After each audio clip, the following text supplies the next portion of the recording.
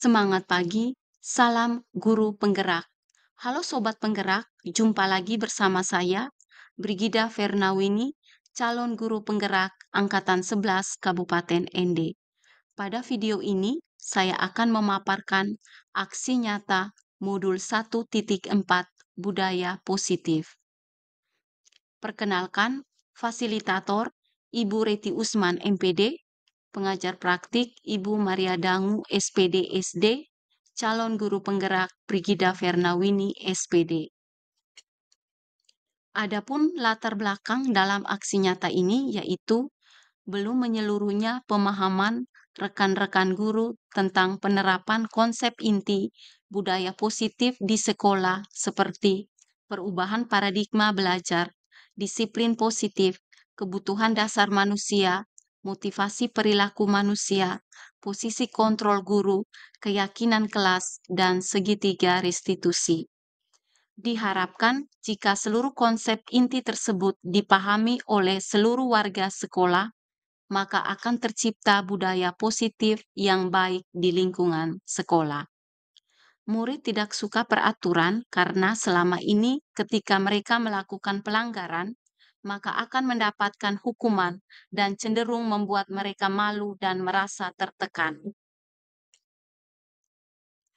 Adapun tujuannya yaitu pertama, menumbuhkan budaya positif di sekolah dengan meyakini nilai-nilai kebajikan universal serta meningkatkan pemahaman dan pengetahuan tentang budaya positif. Kedua, menciptakan murid yang merdeka dan disiplin diri yang kuat, serta terbentuknya motivasi intrinsik pada murid dengan pembuatan keyakinan kelas. Adapun tolak ukur yang terdiri dari pertama, terlaksananya diseminasi konsep inti budaya positif di sekolah. Kedua, terbentuknya keyakinan kelas melalui kegiatan kesepakatan kelas yang dilaksanakan bersama wali kelas atau guru dan murid. Ketiga, murid mampu menerapkan dan menjalankan keyakinan kelas yang sudah dibuat dan disepakati. Keempat, terlaksananya penyelesaian masalah murid dengan menggunakan penerapan segitiga restitusi.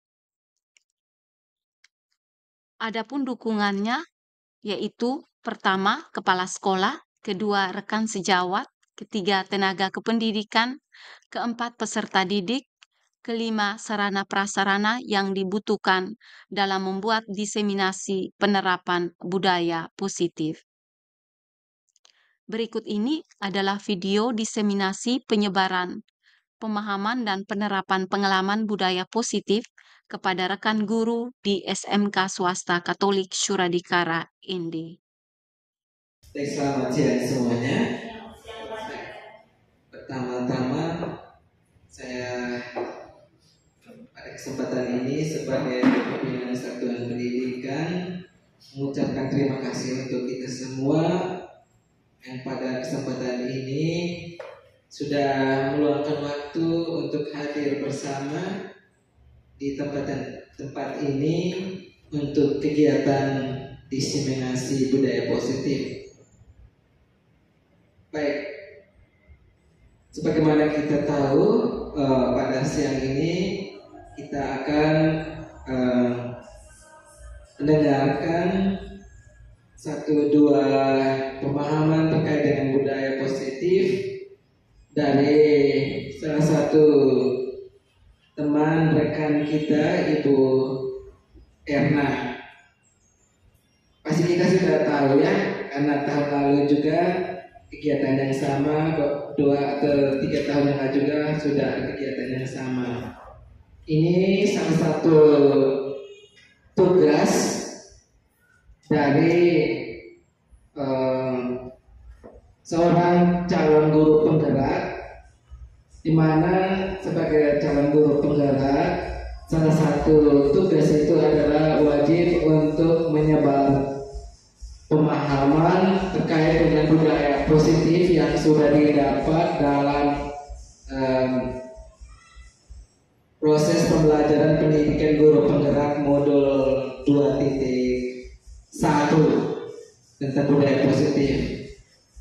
Dan karena itu pada kesempatan ini kita semua diundang untuk mendengarkan kira-kira ini sejauh mana pemahaman dari calon guru penggerak rekan kita Ibu Winnie.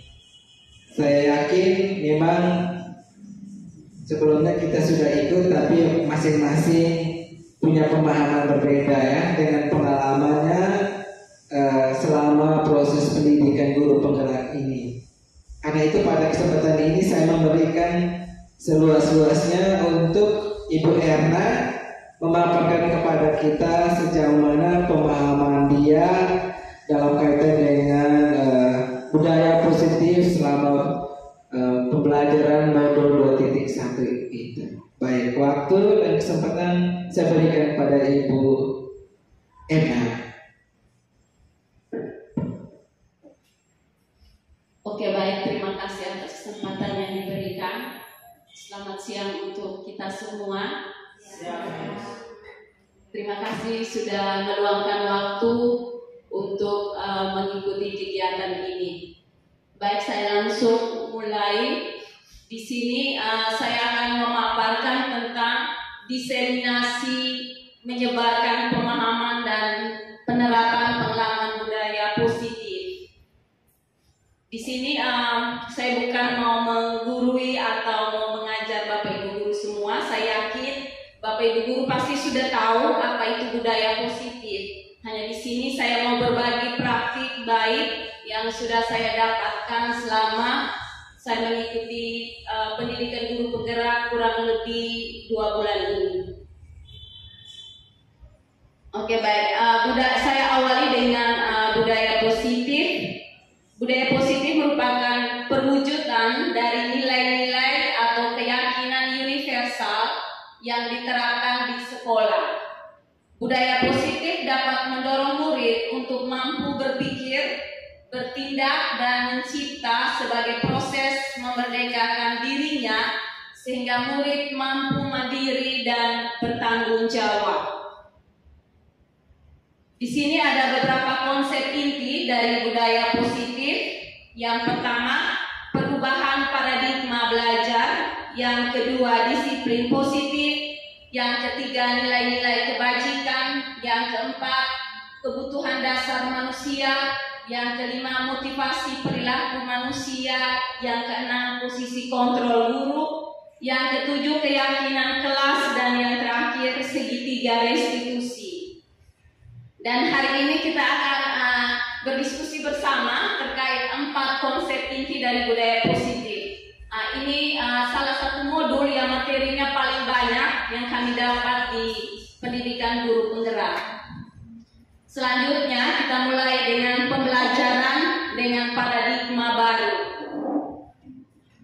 Yang dimaksud dengan pembelajaran dengan paradigma baru merupakan pembelajaran yang dirancang berdasarkan prinsip pembelajaran berdiferensiasi sehingga para peserta didik belajar sesuai kebutuhannya berdasarkan tahap perkembangan sesuai teori psikologi modern untuk mewujudkan profil pelajar Pancasila. Dan kita sudah ketahui bersama ada 6 profil pelajar Pancasila. Dan ini Bapak Ibu guru semua pasti sudah tahu apa-apa saja yang termasuk dalam profil pelajar Pancasila. Jadi yang pertama, beriman, bertakwa kepada Tuhan Yang Maha Esa dan berakhlak mulia. Yang kedua, berkebinekaan global. Ketiga, bergotong royong. Keempat, kreatif. Kelima, bernalar kritis. Dan keenam, mandiri. Sekarang kita masuk dengan disiplin positif. Yang dimaksud dengan disiplin positif adalah pembiasaan hal yang baik, mencakup sikap atau perilaku maupun tutur kata oleh seluruh warga di sekolah, terutama bagi murid agar dapat berkembang menjadi pribadi yang kritis, mandiri, dan bertanggung jawab. Sebagai pendidik, tujuan kita adalah menciptakan peserta didik yang memiliki disiplin diri sehingga mereka berperilaku mengacu kepada nilai-nilai kebajikan universal dan memiliki motivasi dalam diri menuju perubahan perilaku ke arah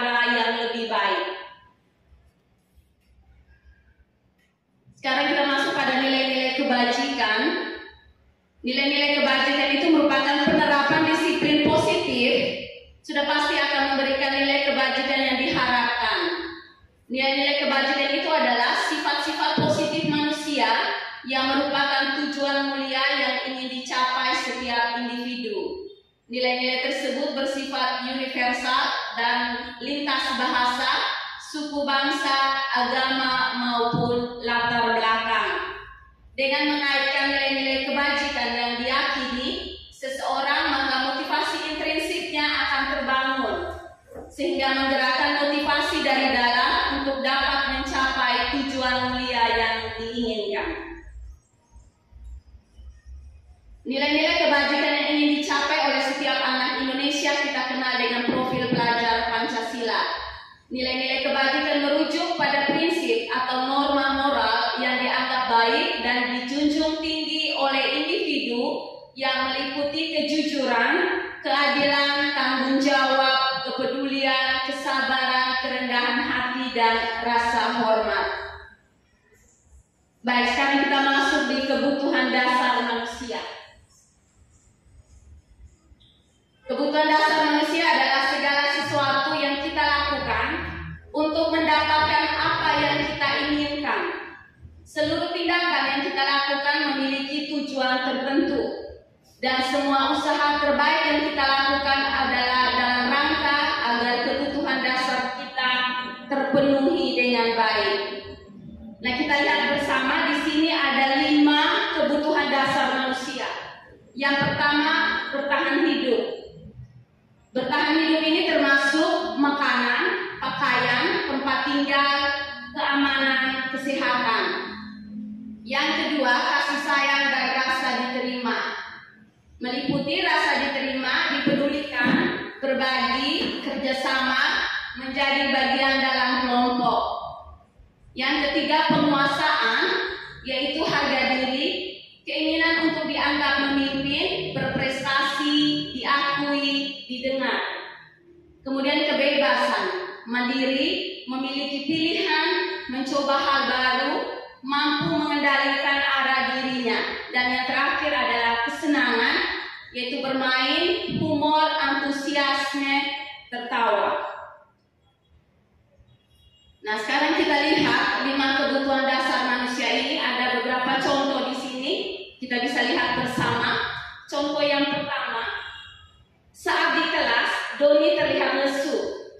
Ketika ditanya oleh Ibu Ambar, Doni menjawab bahwa ia lapar dan orang tuanya tidak membawakannya bekal makan siang. Dari kasus di atas, maka kebutuhan dasar yang sedang berusaha dipenuhi oleh Doni adalah kebutuhan untuk bertahan hidup atau survival. Kemudian kita masuk pada contoh yang kedua. Pada saat jam makan siang di sekolah, Doni selalu mencicipi makanan teman-temannya.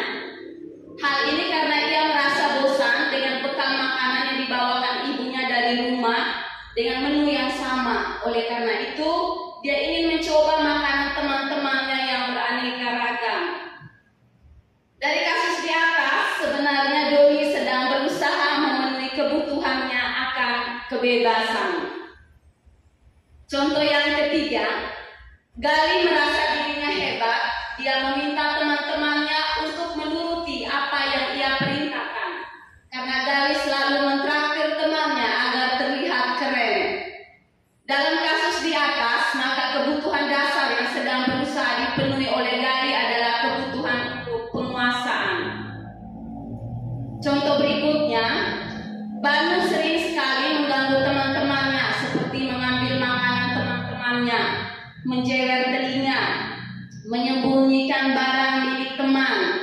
Ketika ia dilaporkan ke Ibu Dita, ia menjawab bahwa ia melakukannya karena iseng saja, dan ia menikmati ekspresi wajah teman-temannya yang kesal, dan menurut dia ekspresi teman-temannya itu lucu. Dalam kasus di atas, maka kebutuhan dasar yang sedang berusaha dipenuhi oleh Banu adalah kebutuhan untuk kesenangan. Kesimpulan dari materi 5 kebutuhan dasar manusia adalah, sebagai pendidik, kita harus mengetahui apa yang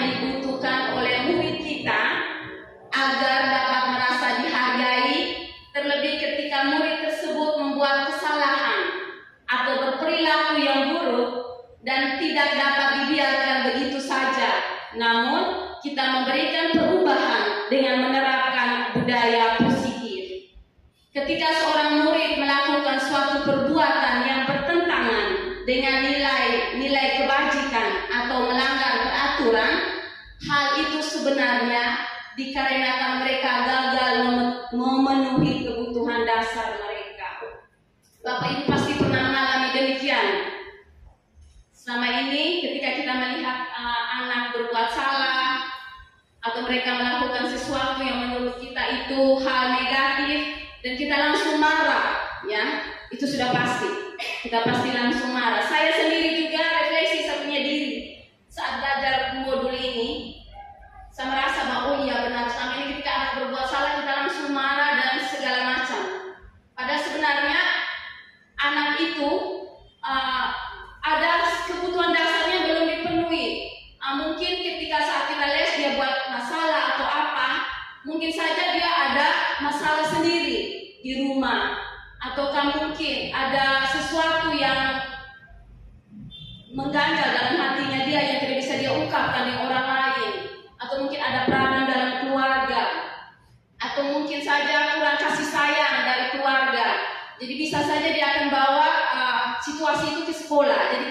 Jadi dia selalu bikin hal aneh supaya butuh perhatian dari kita sebagai guru. Jadi saat itu sadar, oh ya anak salah kita langsung marah atau saya langsung marah begitu. Ternyata itu kita harus cari tahu dulu, harus panggil dulu, tanya dia dulu kenapa, apa sebenarnya sih sampai kau buat seperti itu. Seperti kita lihat contoh tadi, si Banu itu dia suka menjewer temannya, suka ganggu temannya. Ketika teman-temannya lapor ke guru, dia bilang saya senang saja untuk mengganggu mereka karena saya melihat ekspresi lucu mereka tuh saya rasa senang begitu. Jadi bisa saja si Banu ini di rumahnya tidak mendapatkan hal itu. Bisa saja seperti itu, dia tidak mendapatkan hal menurut dia untuk kesenangan diri itu, dia tidak merasakan hal itu di rumah atau di lingkungan dia. Jadi dia bisa buat sesuatu itu di sekolah. Jadi ini refleksi bagi kita sebagai guru, kita bisa lebih tanya tentang siswa itu seperti apa, kita lebih mengetahui tentang kebutuhan dasar mereka seperti itu. Oke, mari kita lanjut ke motivasi perilaku manusia. Motivasi merupakan dorongan yang dimiliki seorang individu yang dapat merangsang untuk dapat melakukan tindakan-tindakan atau sesuatu yang menjadi dasar atau alasan seseorang untuk berperilaku atau mencapai tujuan tertentu. Motivasi perilaku manusia yaitu ada motivasi intrinsik, ada juga ekstrinsik. Bapak Ibu pasti sudah tahu kalau intrinsik berarti dari dalam diri kita. Kalau ekstrinsik berarti dari luar. Nah, di sini motivasi intrinsik itu untuk menjadi orang yang mereka inginkan dan menghargai diri sendiri dengan nilai-nilai yang mereka percaya. Kemudian motivasi ekstrinsik untuk menghindari ketidaknyamanan atau hukuman, untuk mendapatkan imbalan atau penghargaan dari orang lain. Jadi kadang siswa itu dia punya motivasi itu, kita bisa lihat apakah motivasi ini secara intrinsik dari dia punya diri sendiri, ataukah dia punya motivasi seperti itu karena mungkin takut dihukum atau karena ingin mendapatkan sesuatu dari guru seperti itu. Itu yang masuk dalam motivasi perilaku manusia. Di sini ada dua contoh. Contoh yang pertama, di sekolah Anissa mengerjakan tugas-tugasnya dengan semangat dan selalu datang lebih awal. Namun di balik itu ia berharap mendapatkan pujian dari gurunya, memperoleh pujian, mendapat penghargaan, dan ingin dijadikan murid kesayangan. Alasan lainnya adalah ia tidak ingin mendapatkan hukuman atas kelalaiannya dalam melaksanakan tugasnya. Contoh yang kedua, di sekolah Ani menerima tugas tambahan sebagai ketua kelas. Ia menerima tugas tersebut dengan senang dan mengerjakan tugas tersebut sebagai tanggung jawab yang diamanahkan. Dengan tugas tersebut, Ani merasa ini adalah salah satu cara bahwa ia dapat mengembangkan kompetensi dirinya sebagai pemimpin kelas dan menjadi pengalaman menarik. Nah, Bapak Ibu guru bisa lihat dari kedua contoh ini, apa perbedaan dari kedua cerita di atas? Berikan pendapat. Saya mau dengar suara dari Bapak Ibu. Ibu Pauline bisa berikan perbedaan dari kedua cerita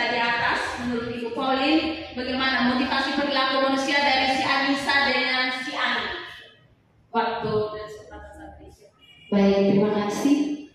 Dari cerita yang pertama dan cerita kedua itu pasti semuanya berarah ke motivasi perilaku manusia.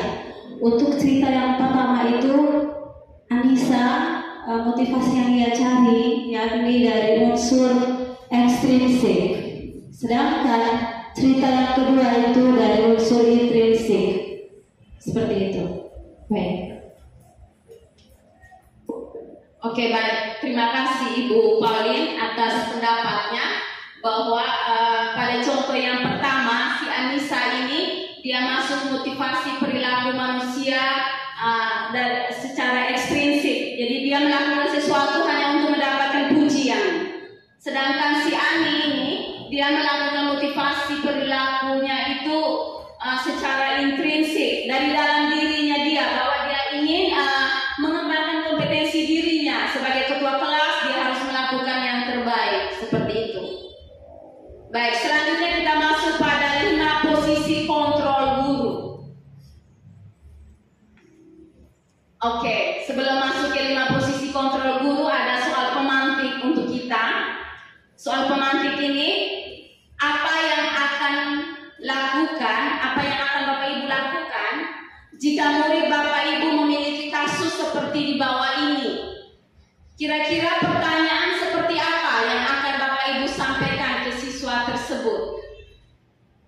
Skenario ceritanya, pagi ini Ibu Sarah sedang memberikan penjelasan materi IPA kepada kelas 10. Di tengah proses pembelajaran, Ibu Sarah mendapati Tono sedang asyik memainkan ponselnya dan membuka aplikasi TikTok.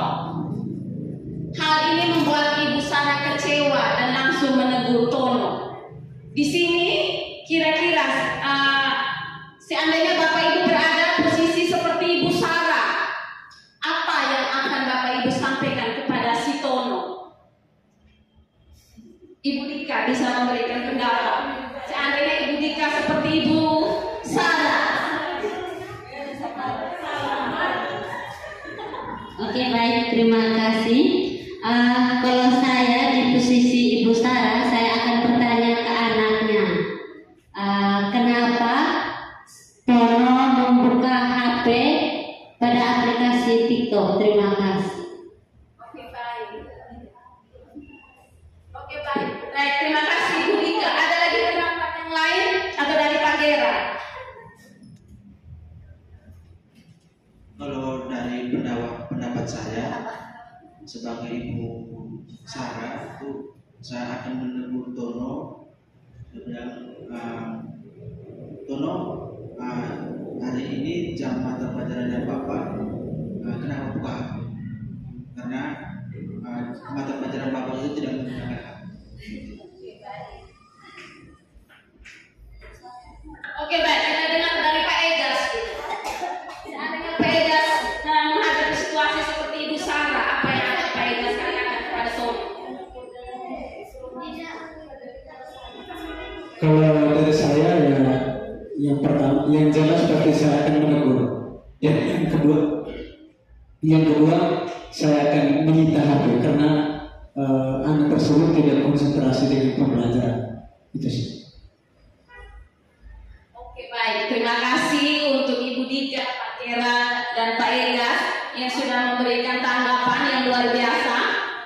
Nah, di sini kita langsung lihat kira-kira dalam soal pemantik ini Ibu Sarah masuk dalam posisi kontrol guru yang mana? Mari kita lihat bersama. Jadi di sini ada 5 posisi kontrol guru. Yang pertama sebagai penghukum, yang kedua pembuat merasa bersalah, yang ketiga sebagai teman, yang keempat pemantau, yang kelima sebagai manajer. Jadi sebentar kita bisa refleksi, kita sebagai guru selama ini kita berada di posisi yang mana? Oke, kita lihat guru sebagai penghukum, guru berbuat. Kalau guru itu posisi sebagai penghukum, guru akan berbuat, menghardik, menunjuk-nunjuk, menyakiti, menyindir.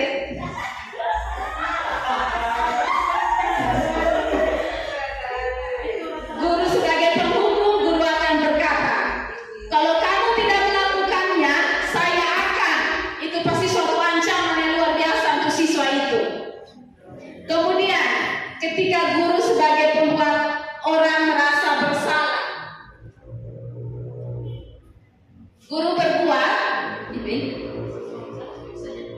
Guru berbuat, berceramah, menunjukkan kekecewaan mendalam.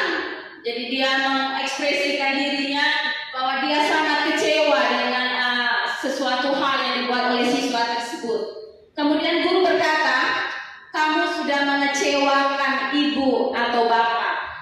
Kemudian guru berbuat, guru sebagai teman, di mana guru berada di posisi dia sebagai teman dengan siswa. Di situ guru berbuat, membuatkan alasan-alasan untuk murid-muridnya.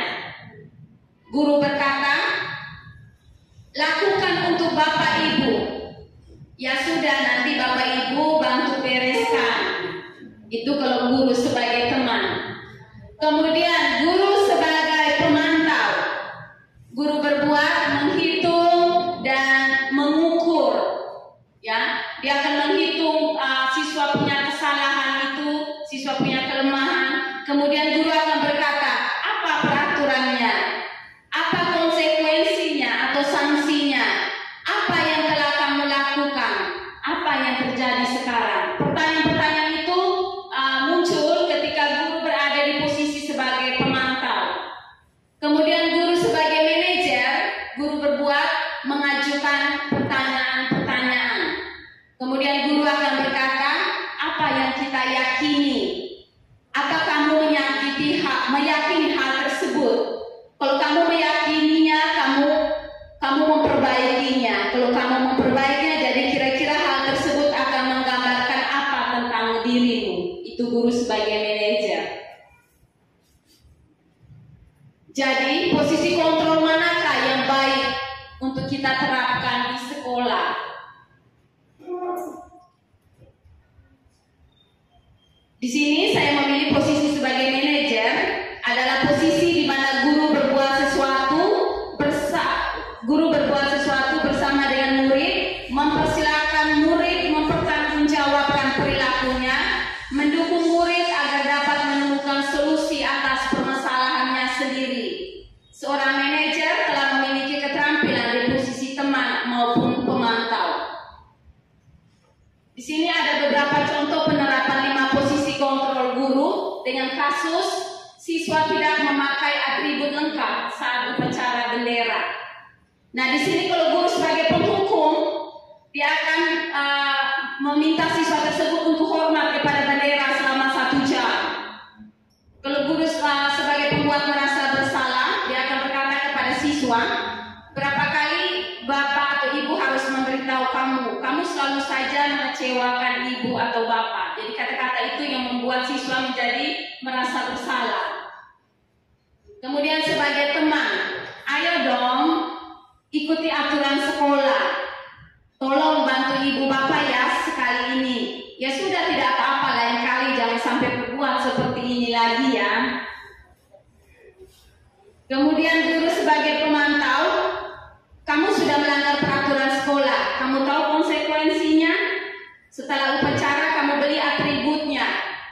Kayak koperasi, maksudnya koperasi sekolah, seperti Ibu Ros biasa layani siswa. Dan jangan diulangi lagi. Oke, sekarang kita masuk contoh yang berikutnya. Ketika Aldo yang terlambat hadir di sekolah. Kalau posisi guru sebagai penghukum, nada suaranya tinggi, bahasa tubuh pasti mata melotot dan jari menunjuk-nunjuk menghardik. Dan dengan ucapan terlambat lagi, pasti terlambat lagi. Kapan bisa datang tepat waktu? Tanyakan kepada diri Anda, kita sebagai guru, bagaimana perasaan murid bila guru berbicara seperti itu pada saat muridnya datang terlambat. Hasil dari posisi guru sebagai penghukum, itu hasilnya kemungkinan murid marah dan mendendam, itu sudah pasti. Dan mendendam atau bersifat agresif. Bisa jadi sesudah kembali duduk, murid tersebut akan mencoret-coret bukunya atau meja tulisnya, dan bisa juga murid akan melakukan hal yang lebih buruk lagi. Kemudian ketika pembuat merasa bersalah, itu nada suara memelas, halus, sedih, bahasa tubuhnya merapat kepada anak dan lesu. Dengan ucapan, ini di sini saya ambil nama Aldo. Aldo, kamu ini bagaimana ya? dengan ibu tidak akan terlambat lagi. Kamu kenapa ya senang sekali mengecewakan ibu? Ibu benar-benar kecewa sekali. Tanyakan kepada diri Anda, bagaimana perasaan murid bila ditegur seperti cara ini? Hasilnya murid akan merasa bersalah. Bersalah telah mengecewakan ibu atau bapak gurunya. Murid akan merasa menjadi orang yang gagal dan tidak sanggup membahagiakan orang lain. Kadangkala sikap seperti ini lebih berbahaya dari sikap penghukum, karena emosi akan tertanam rapat di dalam murid menahan perasaan. Tidak seperti murid di posisi guru sebagai penghukum, di mana murid bisa menumpahkan amarahnya walaupun dengan cara negatif. Murid tertekan yang tiba-tiba saja meletus amarahnya dan bisa menyakiti diri sendiri atau orang lain. Posisi sebagai teman. Nada suara ramah, akrab dan bercanda. Bahasa tubuh mendekat kepada murid, mata memandang ke murid dan senyum jenaka. Dengan ucapan, Aldo, ayolah, bagaimana sih kamu? Kemarin sudah janji ke Bapak bukan? Kenapa terlambat lagi? Sambil tertawa ringan. Ya sudah, tidak apa-apa, duduk dulu sana, nanti Pak Guru bantu kamu ini. Sambil senyum-senyum. Nah, di sini tanyakan kepada diri Anda, bagaimana perasaan murid dengan sikap guru seperti ini? Kalau guru membuat dirinya posisi sebagai teman dengan murid, kita lihat hasilnya. Hasil kalau misalnya guru berada di posisi kontrol sebagai teman, hasilnya seperti ini. Murid akan merasa senang dan akrab dengan guru. Ini termasuk dampak positif. Hanya saja di sisi negatif, murid menjadi tergantung dengan guru tersebut. Bila ada masalah, dia merasa bisa mengandalkan guru tersebut untuk membantunya. Akibat lain dari posisi teman, Aldo hanya akan berbuat sesuatu bila yang menyuruh adalah guru tersebut. Dan belum tentu berlaku yang sama dengan guru atau orang. Maksudnya begini, ketika guru dia berada di posisi sebagai teman dengan siswa, nah siswa tersebut akan merasa bergantung dengan dia, dan ketika apa yang dia suruh siswa selalu ikut. Beda dengan guru lain. Guru lain suruh siswa tidak akan ikut. Dia akan lebih senang untuk melakukan sesuatu disuruh oleh guru tersebut. Seperti itu. Kemudian di sini posisi kontrol guru sebagai pemantau, nada suara datar, bahasa tubuh yang formal. Di sini ada percakapan. Guru, Aldo, tahukah kamu jam berapa kita memulai? Aldo menjawab, tahu Pak. Kamu terlambat 15 menit. Apakah kamu sudah mengerti konsekuensi yang harus dilakukan bila terlambat? Paham Pak, saya harus tinggal kelas pada jam istirahat. Pada jam istirahat nanti dan mengerjakan tugas ketertinggalan saya. Ya benar, nanti pada jam istirahat kamu harus tinggal di kelas untuk menyelesaikan tugas yang tertinggal tadi. Saya tunggu. Bagaimana perasaan murid diperlakukan seperti ini? Hasilnya murid memahami konsekuensi yang harus dijalankan karena telah melanggar salah satu peraturan sekolah. Guru tidak menunjukkan suatu emosi yang berlebihan, menjadi marah atau membuat merasa berbuat salah. Murid tetap dibuat tidak nyaman, yaitu dengan harus tinggal kelas pada waktu jam istirahat dan mengerjakan tugas. Guru tetap harus memantau murid pada saat mengerjakan tugas di jam istirahat, karena murid tidak bisa ditinggal seorang diri. Ini posisi sebagai pemantau. Kemudian sebagai manajer, nada suara tulus, bahasa tubuh tidak kaku mendekat kepada murid. Guru, Aldo, apakah kamu mengetahui jam berapa sekolah dimulai? Tahu Pak, jam 7. Ya, jadi kamu terlambat. Kira-kira bagaimana kamu akan memperbaiki masalah ini? Saya bisa menanyakan teman saya Pak untuk mengejar tugas yang tertinggal. Baik, itu bisa dilakukan. Apakah besok akan ada masalah untuk kamu agar bisa hadir tepat waktu ke sekolah? Tidak Pak, saya bisa hadir tepat waktu. Baik, saya hargai usahamu untuk memperbaiki diri. Bagaimana perasaan murid diperlakukan seperti ini? Hasilnya pada posisi manajer, guru bersuara tulus, tidak perlu marah, tidak perlu meninggikan suara, apalagi menunjuk-nunjuk jari ke murid. berkaca pinggang atau bersikap seolah-olah menyesal, tampak sedih sekali akan perbuatan murid, ataupun bersenda gurau menempatkan diri sebagai teman murid. Fokus ada pada murid, bukan untuk membahagiakan guru atau orang tua. Murid sudah mengetahui adanya suatu masalah dan sesuatu perlu terjadi. Bila guru mengambil posisi pemantau, guru akan melihat apa konsekuensinya, apa peraturannya. Namun pada posisi manajer, guru akan mengembalikan tanggung jawab kepada murid untuk mencari jalan keluar permasalahannya, tentu dengan bimbingan guru. Jadi di posisi sebagai manajer itu, guru akan mempersilahkan murid atau memberikan kesempatan kepada murid untuk bisa bertanggung jawab dan bisa menyelesaikan masalahnya. Baik, sekarang contoh yang ketiga, kasus yang ketiga, masih dalam penerapan 5 posisi kontrol guru. Kasus yang ketiga, murid tidak mengerjakan tugas yang diberikan guru. Kalau sebagai penghukum, berdiri dengan sebelah kaki di depan kelas. Sebagai pembuat merasa bersalah, kesekian kali ibu sudah ingatkan, kamu senang ya melihat ibu terus-terusan bertindak seperti ini. Sebagai teman, ayo dong kamu kerjakan tugasnya, nanti kalau sudah selesai kita main games. Itu kalau sebagai teman. Kemudian sebagai pemantau, kamu sudah melakukan kesalahan dan sudah mengetahui konsekuensinya. Sekarang selesaikan dan segera kumpulkan. Sebagai manajer, apakah kamu tahu kesalahanmu? Keyakinan sekolah apa yang kamu langgar? Dan apa yang akan kamu lakukan untuk menyelesaikannya? Jadi ini ada satu cerita, jadi kita bisa refleksi bersama dari cerita ini. Anto dan Dino sedang bermain bersama di lapangan basket dan tiba-tiba terlibat dalam sebuah pertengkaran adu mulut. Dino pun menjadi emosi dan mengadakan kontak fisik, menarik kemeja Anto dengan kasar sampai 3 kancingnya terlepas. Pada saat itu guru pikir langsung melerai mereka dan membawa mereka pulang ke ruang kepala sekolah. Ibu Siti sebagai kepala sekolah berupaya menenangkan keduanya, terutama Dino. Dino, sepertinya kamu saat ini sedang marah sekali. Mendengar itu, Dino pun mengalir bercerita tentang kekesalan hatinya.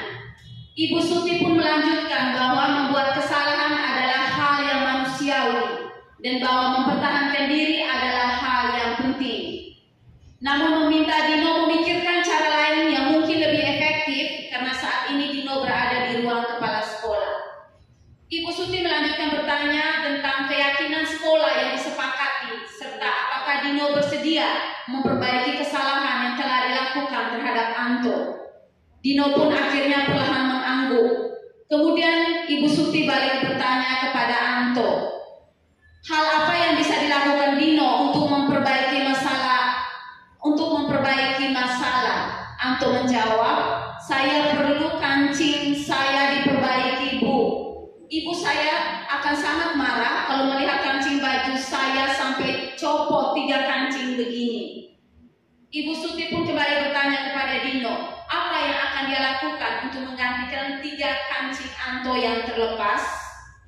Dino berpikir sejenak namun menjawab, wah tidak tahu Bu, saya lem kembali mungkin ya Bu.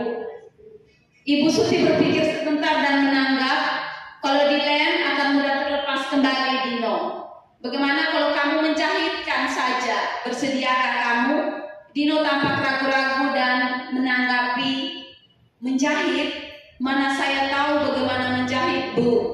Ibu Suti meneruskan, apakah kamu bersedia belajar menjahit?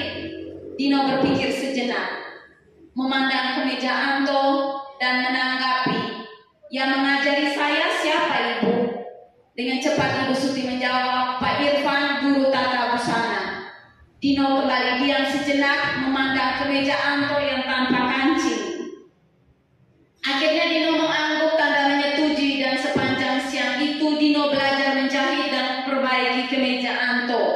Terakhir kali terlihat kedua anak laki-laki tersebut, Dino dan Anto, pada jam pulang sekolah. Mereka sudah bercengkrama dan bersenda gurau kembali. Baik Bapak Ibu, ketika kita mendengar cerita ini ada pertanyaan, ada dua pertanyaan. Yang pertama, posisi kontrol apa yang dilakukan oleh Bu Suti sebagai kepala sekolah? Kemudian yang kedua, apa nilai kebajikan yang ditujukan dalam kasus tersebut? Saya minta Ibu Yola mungkin bisa menjawab pertanyaan nomor 1.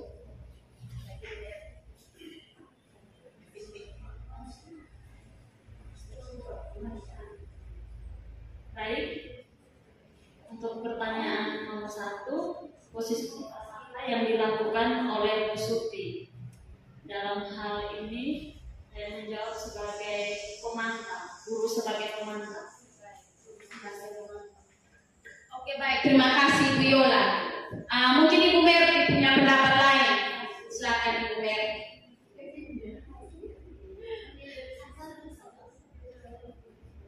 Ibu Ros. Baik, terima kasih. Menurut saya,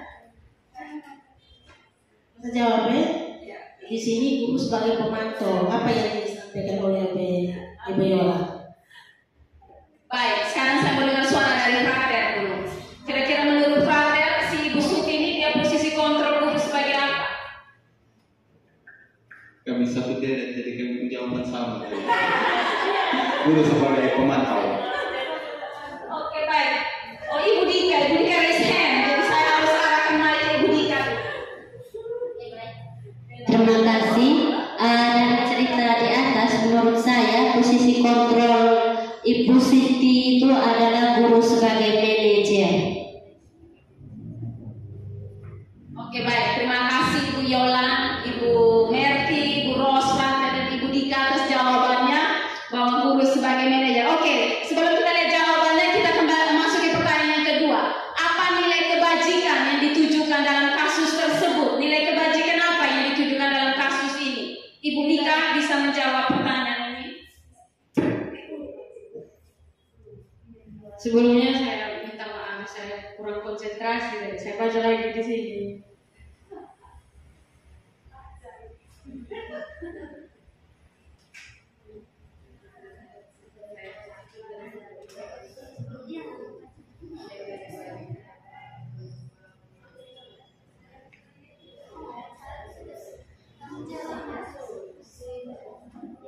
Ya, nilai kebajikan dari cerita tersebut itu tanggung jawab. Ya. Seperti itu dari saya. Baik Ibu Nika, terima kasih atas tanggapannya. Saya lihat Ibu Ina lagi raise hand, jadi saya kembali ke Ibu Ina.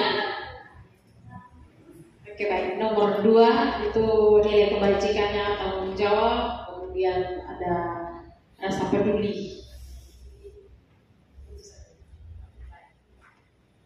Terima kasih Ibu Mika dan Ibu Ina yang sudah menanggapi pertanyaan ini. Sekarang kita lihat jawabannya. Yang pertama, posisi kontrol yang dilakukan oleh Ibu Suti adalah posisi kontrol sebagai manajer. Tepuk tangan dulu untuk Ibu Ika. Kemudian yang kedua, nilai kebajikan yang ditujukan dalam kasus tersebut. Yang pertama, saling menghormati dengan rasa tanggung jawab. Tepuk tangan untuk Ibu Mika dan Ibu Ina.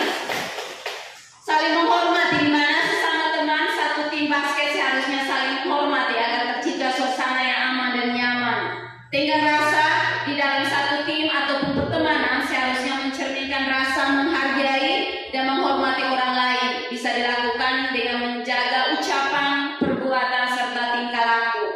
Yang terakhir, tanggung jawab itu dengan cara Dino memperbaiki kancing baju Anto, mencerminkan sikap tanggung jawab atas perbuatannya. Oke, baik, sekarang kita masuk keyakinan kelas. Mengapa keyakinan kelas? Mengapa bukan peraturan kelas? Selama ini yang kita buat itu peraturan kelas, tapi kenapa ini harus keyakinan kelas? Nah, di sini ada perbedaan. Keyakinan kelas adalah kesepakatan yang dibuat bersama antara guru dan siswa untuk menciptakan lingkungan belajar yang positif dan produktif di dalam kelas. Sedangkan peraturan kelas di sisi lain biasanya dibuat oleh guru tanpa melibatkan siswa.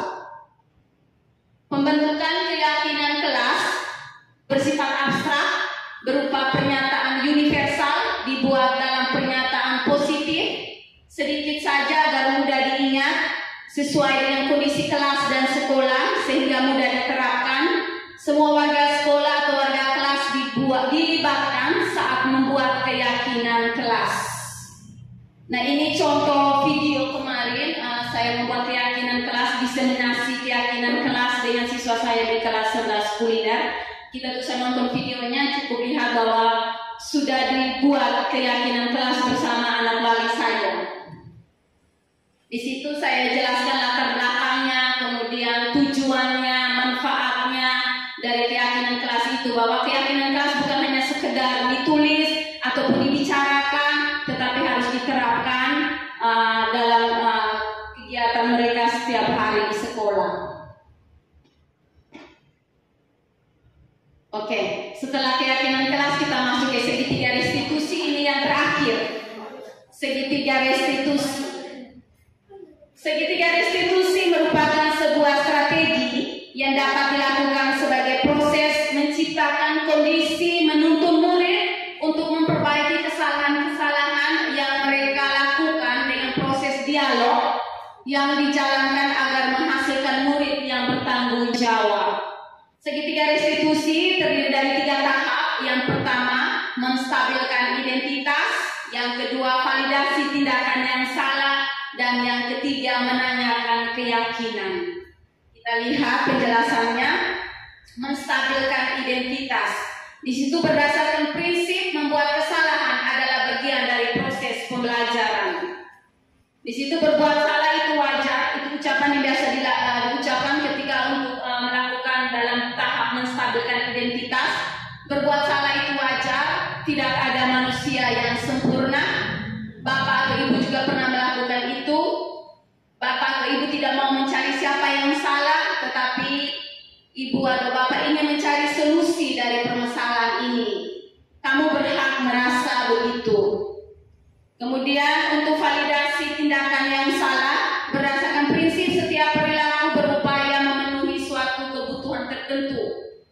Yaitu ada beberapa statement yang bisa kita ucapkan dalam validasi tindakan yang salah. Kamu pasti punya alasan mengapa melakukan hal itu. Padahal kamu bisa melakukan yang lebih buruk dari ini ya. Kamu patut bangga karena telah melindungi sesuatu yang penting buatmu. Kamu melakukannya karena mempertahankan sesuatu yang penting bagimu. Kemudian menanyakan keyakinan berdasarkan prinsip teori kontrol bahwa pada dasarnya kita termotivasi secara intrinsik. Itu statement yang bisa digunakan, apa keyakinan kelas kita. Jadi ketika kita buat keyakinan kelas, kita buat dulu keyakinan kelas kita. Jadi ketika siswa kita mungkin ada masalah sedikit, kita bisa arahkan mereka, mengingatkan kembali mereka apa keyakinan kelas yang sudah dibuat. Nilai-nilai apa yang telah disepakati bersama. Seperti apa gambaran sebuah kelas yang ideal menurut kamu. Kamu ingin menjadi orang yang seperti apa. Itu yang bisa kita gunakan dalam proses segitiga restitusi. Jadi ini contoh yang saya lakukan, video segitiga restitusi dengan Mario. Kebetulan dia alpha waktu itu, jadi saya panggil dia dan coba melakukan segitiga dan restitusi. Dan dari situ saya mendapat bahwa dia bisa bertanggung jawab dengan apa yang dia buat dan dia mencari solusi. Apa yang harus dia lakukan supaya tidak alpa lagi seperti itu. Jadi videonya itu usah ditayang karena sudah siang, cukup saya sampaikan seperti ini.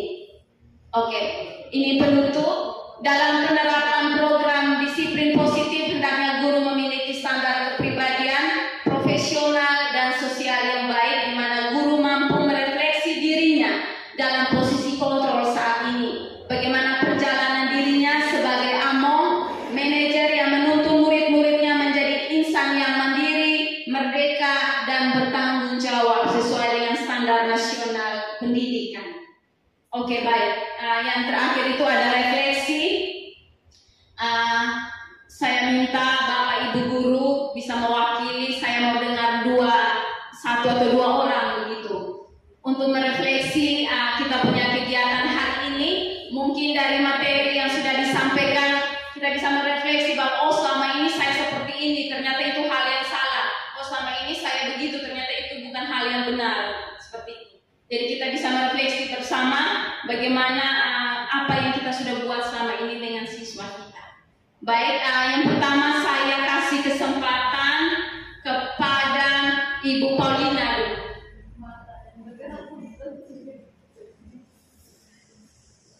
Baik, terima kasih untuk kesempatannya.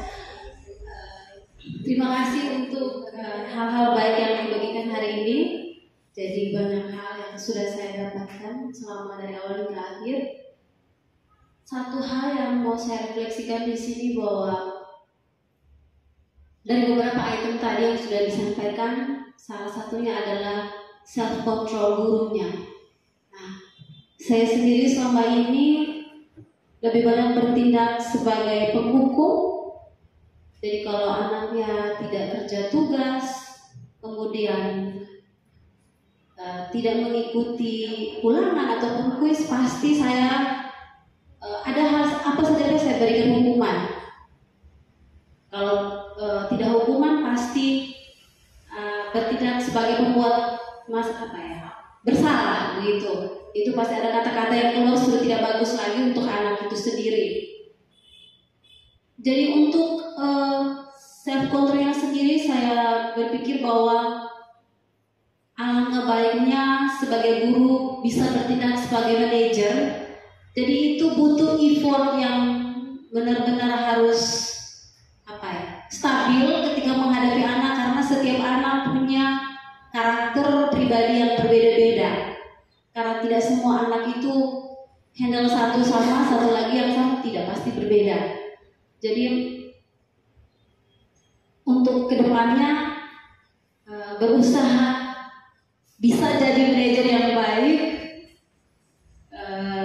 Dengan adanya ini juga semoga kedepannya saya juga seperti Bu Era, seperti Bu Ina, seperti Pater yang sudah mendapatkan banyak pengetahuan tentang seperti apa anak itu sendiri di kelas. Jadi itu sih refleksi saya tentang seperti apa saya selama ini untuk self controlnya saja. Baik, terima kasih. Oke, baik, terima kasih Ibu Paulinnya untuk refleksi yang luar biasa.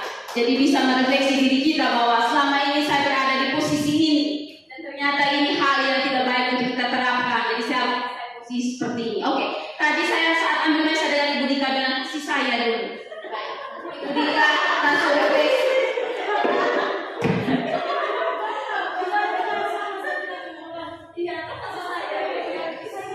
Baik, terima kasih. Sebenarnya tadi maksud saya kasih yang laki-laki satu yang dari perempuan, satu yang laki-laki.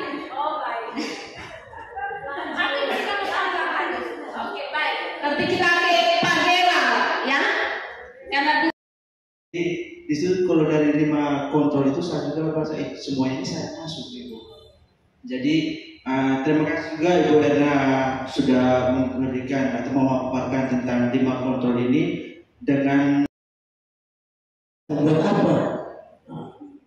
Jadi seperti itu. Maka kemudian dengan adanya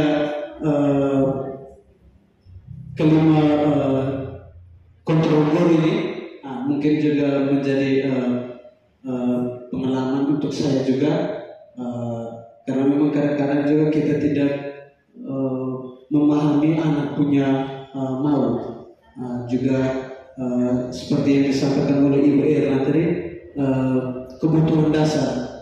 Kadang-kadang kita tidak mengetahui mereka punya kebutuhan dasar itu seperti apa, sehingga kita mulai bertindak atau menghukum anak-anak yang melakukan kesalahan. Mungkin ini juga pelajaran untuk saya, mungkin menjadi dorongan untuk kami juga yang sehingga kami bisa menyusul Ibu Erna, Ibu Ina dan Pater sebagai guru penggerak. Ini juga dorongan dan motivasi untuk kami. Sekian saja. Oke, baik, terima kasih. Ibu Ina minta mic berikan ke Ibu Ina, jadi saya kasih ke Ibu Ina waktu dan kesempatan. Oke, baik, terima kasih Bu Erna. Saya mau tambah sedikit tentang modul ini. Sebenarnya di modul ini materinya banyak, dan saya berharap teman-teman ke depannya mungkin kita sama-sama bisa ikut dalam pendidikan ini, karena sebelum masuk ke poin-poin penting ini ada berbagai macam teori yang kita dapat, dan intinya di situ ada yang saya petik itu sebenarnya kalau kita mau buat perubahan kecil itu kita ubah perilaku, tapi kalau kita mau panen perubahan besar kita ubah kita punya pola pikir. Jadi kita memandang semua orang itu secara positif, kita menghargai mereka. Jadi itu ada di teorinya. Kemudian di sini ketika menghadapi 5 posisi kontrol ini sama seperti teman-teman sebelumnya. Saya juga tukang pukul, tukang hukum, tetapi dari situ saya merefleksikan diri saya, kemudian tidak bisa juga langsung banting setir dari yang menghukum menjadi manajer. Jadi perlahan-lahan. Karena ketika anak-anak tidak kumpul tugas, kita mungkin tidak bisa langsung ulus dada. Minggu depannya tidak kumpul lagi, tidak mungkin kita tidak marah. Jadi perlahan-lahan teman-teman. Tapi ini materi bagus. Contohnya memang banyak untuk murid, tetapi sasaran utamanya adalah guru baru siswa. Kita mengharapkan karakter yang baik, berarti kita dulu yang beri contoh. Begitu, itu refleksi dari saya. Bu Erna, terima kasih untuk materinya hari ini. Oke, baik, luar biasa ya. Tadi saya punya maksud yang merefleksi itu hanya 1-2 guru, tapi ternyata beberapa sudah aktif untuk merefleksi. Terima kasih untuk Ibu Paulina, Pak Gerald, Pak Egas, dan Ibu Ina yang sudah memberikan refleksi yang luar biasa. Oke, baik, seperti yang Ibu Ina sampaikan tadi itu betul. Ya, sebelum masuk ke modul ini memang ada beberapa yang modul yang kita pelajari. Saya merefleksi sedikit untuk saya punya diri ini. Selama ini saya selalu marah dengan anak-anak seperti yang kita ketahui bersama. Jadi waktu pertama kali saya masuk ikut pendidikan guru penggerak ini, pelajari modul 1 itu saya merefleksi dengan mata berkaca-kaca seperti itu. Di modul 1 itu tentang filosofi pendidikan Ki Hajar Dewantara. Jadi di situ kita benar-benar merefleksi kita pun diri. Di situ ada statement bahwa guru itu menuntun. Guru itu menuntun murid sesuai dengan kodratnya. Ya, ada kodrat alam maupun kodrat zaman. Dengan contoh bahwa guru itu ibarat seorang petani, di mana dia merawat padi, jagungnya, tapi dia tidak bisa mengubah kodrat padi untuk menjadi jagung ataupun sebaliknya. Di situ saya merasa bahwa benar ya, selama ini kita memaksa anak karena dia tidak bisa, bahwa kau harus bisa. Kenapa kau tidak bisa? Kau dia bisa, kau tidak bisa. Seperti itu. Ternyata anak dengan kodratnya masing-masing. Seperti tadi Ibu Paulina bilang, dengan karakternya masing-masing itu betul. Anak datang dari latar belakang yang berbeda dengan karakter yang berbeda. Terus ada statement lagi yang bilang guru menghamba kepada murid. Itu guru menghamba kepada murid. Ada lagu guru penggerak itu, ada lagunya bahwa guru menghamba kepada murid. Jadi arti menghamba itu artinya kita melayani dengan setulus hati, seperti itu. Itu saja refleksi dari saya. Oke, baik, terima kasih untuk Bapak Ibu guru semua pater yang sudah mendukung saya dalam mengikuti pendidikan program guru penggerak ini. Saya berharap teman-teman yang belum mengikuti pendidikan ini bisa untuk mendaftarkan diri, karena kegiatan ini sangat bagus. Selama 6 bulan kita mengikuti pendidikan ini, kita banyak dapat pengalaman dari teman-teman lain. Kita bisa saling merefleksi dari teman-teman yang dari sekolah lain dengan berbagai jenjang. Di situ bagus sekali. Jadi saya harap teman-teman, misalnya nanti ada pembukaan guru penggerak angkatan ke-13, coba untuk bergabung di sana. Itu saja, sekian untuk hari ini. Saya kembalikan ke pater kepala sekolah. Baik, luar biasa dari Ibu kita calon guru penggerak Ibu Erna. Baik, terima kasih. Kita beri aplaus sekali lagi waktu ini.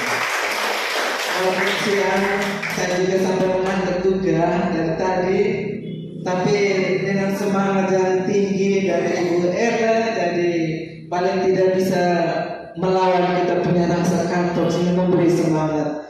Jadi sekali lagi terima kasih atas pengalaman praktek baik lewat kegiatan diseminasi budaya positif pada hari ini.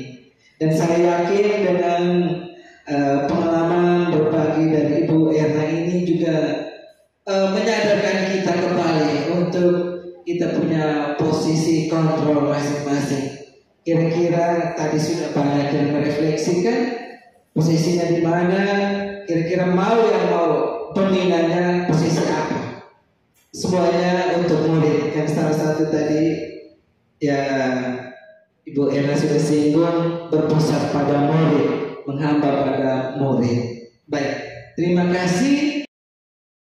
Berikut ini adalah video diseminasi keyakinan kelas kepada peserta didik kelas 11 kuliner SMK Swasta Katolik Suradikara ND.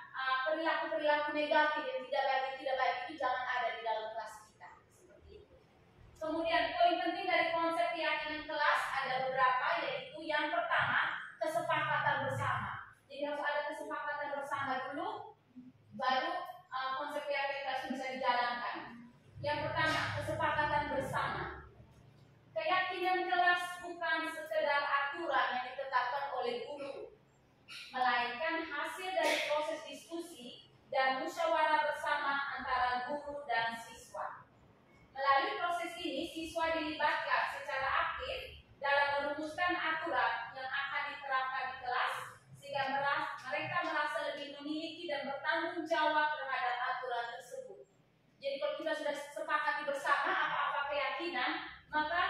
harus rasa memiliki bahwa saya sudah yakin itu, saya sudah sepakat itu. Jadi harus memiliki tanggung jawab untuk melaksanakan keyakinan kelas yang sudah kita sepakati. Itu yang pertama. Jadi harus ingat baik-baik bahwa keyakinan kelas bukan sekedar aturan, ya, yang disepakati, tetapi kita harus apa? Dari hasil proses diskusi suara bersama kita harus terapkan dalam kegiatan kita punya pembelajaran di kelas itu setiap hari. Oke? Berdasarkan nilai positif. Aturan dalam keyakinan kelas dirumuskan berdasarkan nilai-nilai positif. Jadi tidak ada nilai negatif dalam keyakinan kelas itu, seperti contoh saling menghormati, tanggung jawab, kerjasama, dan kejujuran. Masih banyak hal lainnya. Di sini bukan contoh beberapa poin. Hal ini bertujuan untuk membangun iklim kelas yang mendukung perkembangan karakter dan kemampuan sosial siswa. Jadi keyakinan kelas ini juga mendukung kamu punya apa? Perkembangan karakter kalian. Ya. Kemudian kemampuan bersosialisasi kalian. Seperti itu. Kemudian yang ketiga, penerapan konsisten. Setelah disepakati, dengar baik-baik, setelah disepakati keyakinan kelas harus diterapkan. Seperti tadi Ibu omong, bukan hanya sekedar kamu menulis, bukan hanya sekedar kamu omong, tetapi harus apa? Harus diterapkan secara konsisten.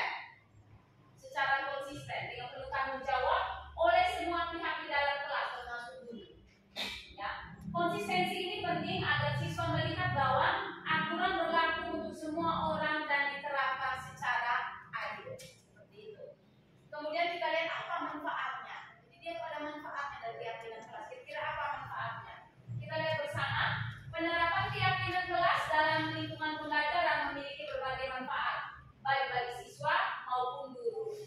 Beberapa manfaat utama yaitu: pertama, menciptakan lingkungan belajar yang aman dan nyaman. Kedua, meningkatkan keterlibatan dan tanggung jawab serta didik. Ketiga, mengembangkan karakter positif. Keempat, mencegah terjadinya perilaku negatif. Kelima, menumbuhkan kemandirian dan pengendalian diri. Keenam, meningkatkan produktivitas pembelajaran. Ketujuh, menciptakan budaya kelas yang inklusif. Jadi supaya ibu itu tidak lagi dengar ada keluhan dan guru lain, oh ibu atau wali itu si A, si B ini seperti ini, si C ini begini. Atau ibu tadi saya di kelas itu si A itu buat begini, si B itu begini, dan seterusnya. Jadi apa? Tujuan ini supaya kamu bisa mencegah terjadinya perilaku negatif. Jadi tidak lagi melakukan hal-hal yang negatif. Yang kamu lakukan itu adalah hal-hal yang positif. Ya, untuk pengembangan kalian punya karakter dan sebagainya. Supaya ibu itu tidak lagi dengar ada laporan dari guru lain bahwa ibu anak wali kelas 11 dan seperti ini dan sebagainya. Jadi kalian bisa menjaga, ya, kita punya keyakinan kelas ini sudah sepakati kita menjaga kemudian diterapkan, itu penting sekali, ya, supaya kembangkan karakter positif dan mencegah terjadinya perilaku negatif. Oke, baik. Selain manfaat ada juga tujuan. Kita lihat bersama. Kelas memiliki beberapa tujuan utama yang meliputi menciptakan lingkungan belajar yang positif, membangun nilai-nilai positif, mendorong keterlibatan dan partisipasi aktif peserta didik, membina kemandirian dan kesadaran diri, mencegah konflik, ya, dan meningkatkan hubungan baik antar peserta didik. Jadi di antara kalian itu tidak terjadi konflik atau terjadi apa-apa. Jangan ibu dengar bilang si A berkelahi dengan si C, si C marah dengan si D, si D ini tadi beropek bukunya si E dan seterusnya. Itu terjadi dengan seperti itu. Ya. Jadi kenapa di sini dijelaskan bahwa dalam keyakinan kelas ini tujuannya mencegah konflik dan meningkatkan hubungan baik antar peserta didik. Jadi kalian 9 orang ini walaupun kita jumlahnya kecil, tetapi kalian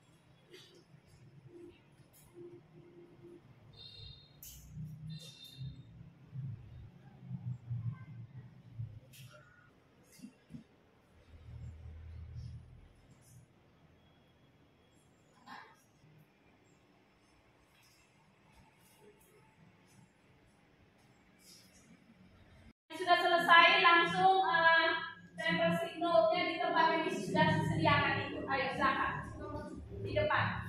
Oke, come on.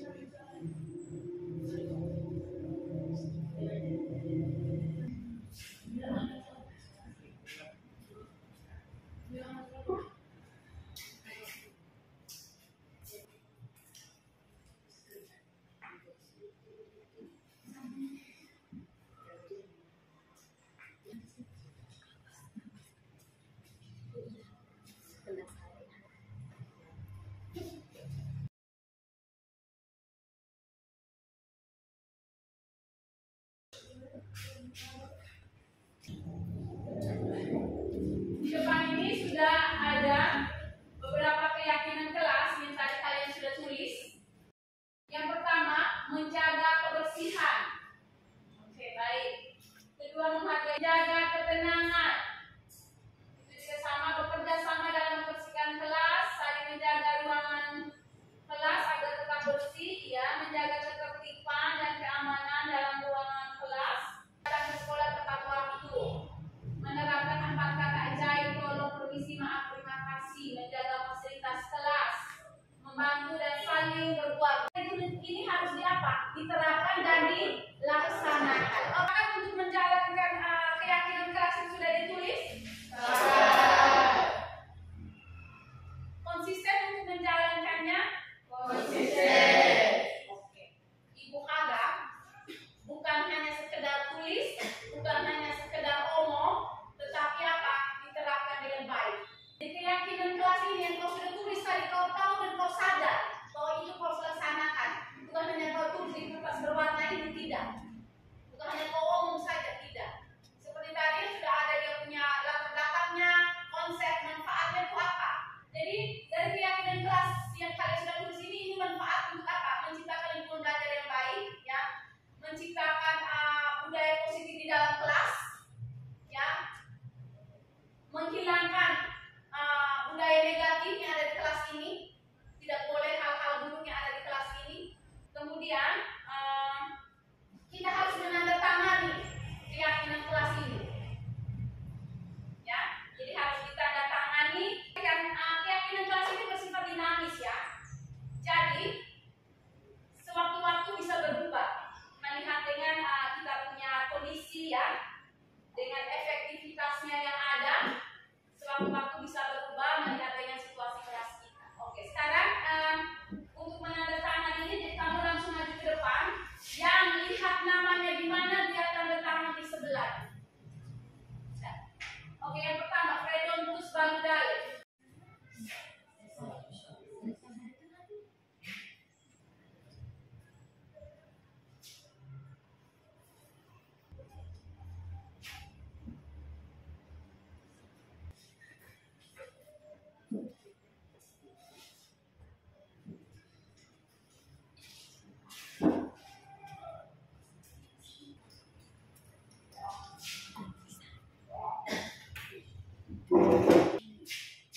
Patricia Wona.